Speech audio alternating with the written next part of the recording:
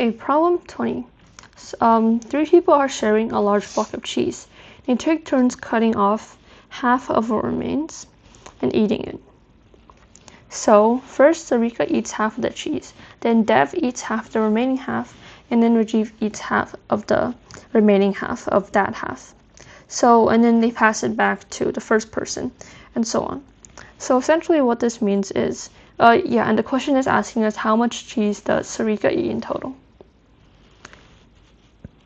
So let's mark out the number of cheese that Sarika eats in red. So first she eats half of it.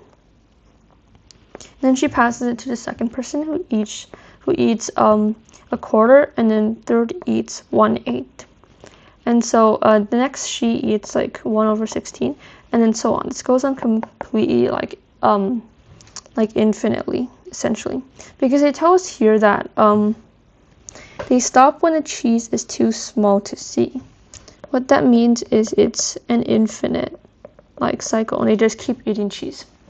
So if we see the sum of how much she eats, it would be 1/2 plus 1/16, and then probably plus 1/128, since this is times 8, right?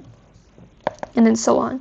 And so note here, remember about the infinite geometric sum, like the sum of an infinite geometric sequence.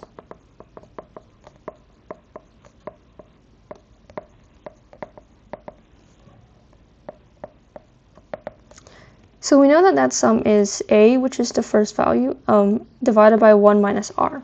And so we know that r here is 1/8, since that is how much is being times. So that means the sum is equal to 1/2 divided by 1 minus 1/8, which is 1/2 divided by 7/8, which is 1/2 times 8 divided by 7, which is 4/7. So that means the overall sum of the cheese that she eats is 4/7, which is A.